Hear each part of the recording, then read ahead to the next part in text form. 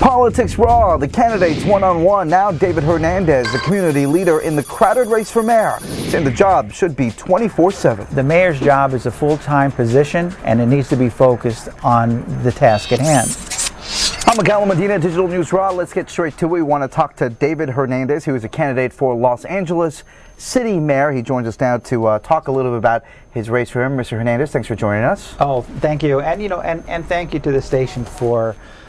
Here we are about 15 days out from probably one of the most significant elections in the city of Los Angeles, and most people are still suffering from the national election overload of elections. So, but like we said, this is a very important election that's going to impact everyone that is watching this show right now.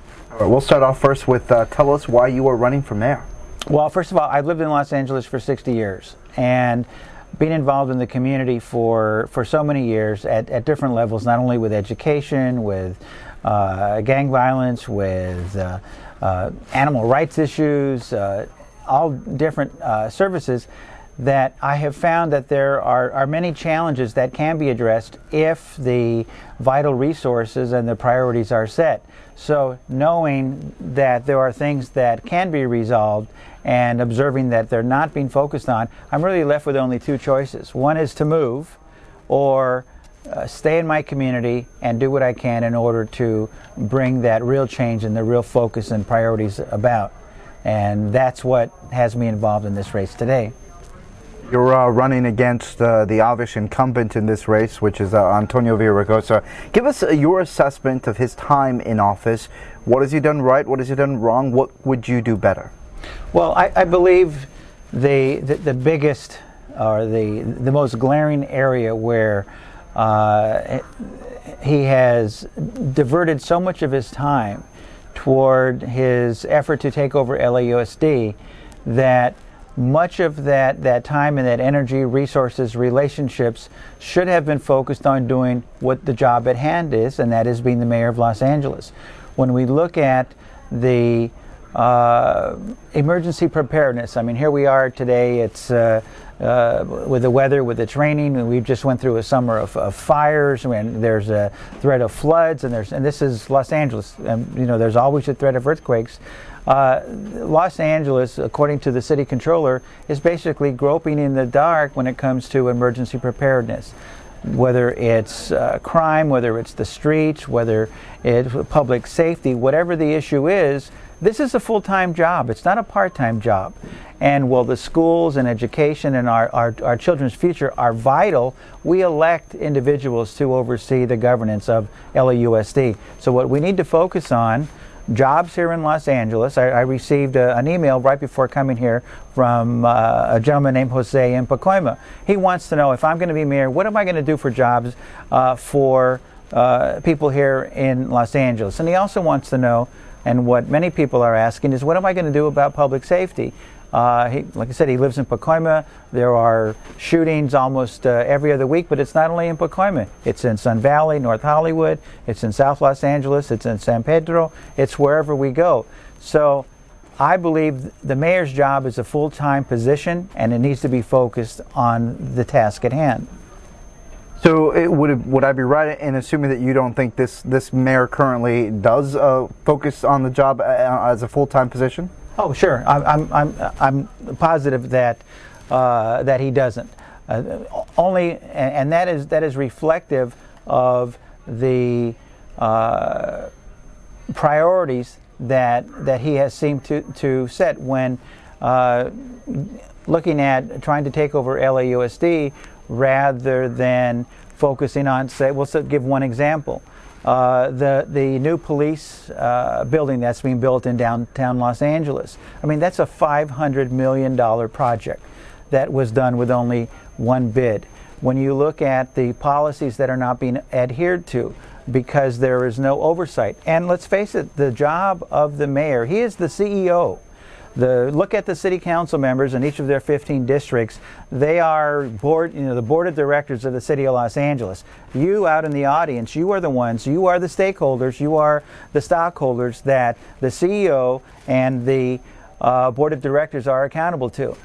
if there are no checks and balances because either time doesn't permit or there's other issues that they find more of a priority, then you as the stockholders have an opportunity to make that change. And so I agree. I mean, and that's my position, is that, well, we see a lot of good photo ops. We see about the 1 million potholes filled.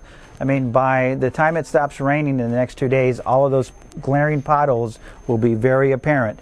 When we're talking about 1 million trees, and we're talking about hiring police officers, when we're talking about public safety, and people in the community, in their guts, they know the truth. They are not more safe, regardless of what the statistics, regardless of the fancy mailers that are coming through the mailboxes today by the mayor and Jack Weiss, who's running for city attorney. People know that they're not safe. The number one duty and responsibility of the mayor of Los Angeles is to make sure that you, your family, and your community are safe, and that is not happening.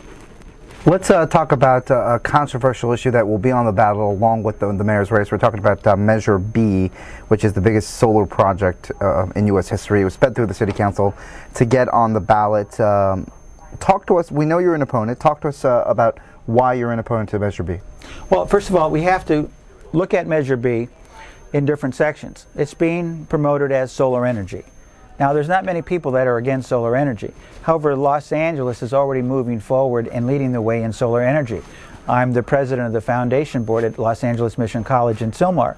We are already installing, like many of the community college districts, with bond measure money. We're already put in our solar panels. LAUSD, they're already moving forward with their solar programs. The challenge that I have with Measure B, even though, like you said, it was kind of rushed through, I'm going to put that process aside because that's water under the bridge. What we need to focus on today is what are the liabilities to the viewers. If you look at Measure B, look at the fine print. See, Los Angeles is a chartered city. Think of a chartered city as an organization that's governed by a set of ordinance and rules. What Measure B does is it gives the city council and the mayor the same power that they used when they tripled your trash fees. Remember that during the past summer as those trash fees tripled? What Measure B does, it changes the charter of the city of Los Angeles that gives the mayor and the city council the ability to triple or more your DWP rates. Now, I don't know about you. You may be fine with that. But I know many people that are having to pay their DWP rates on credit cards, that they're having to pay them in installments, that it's a decision, do you pay your water and power bill or do you buy more food?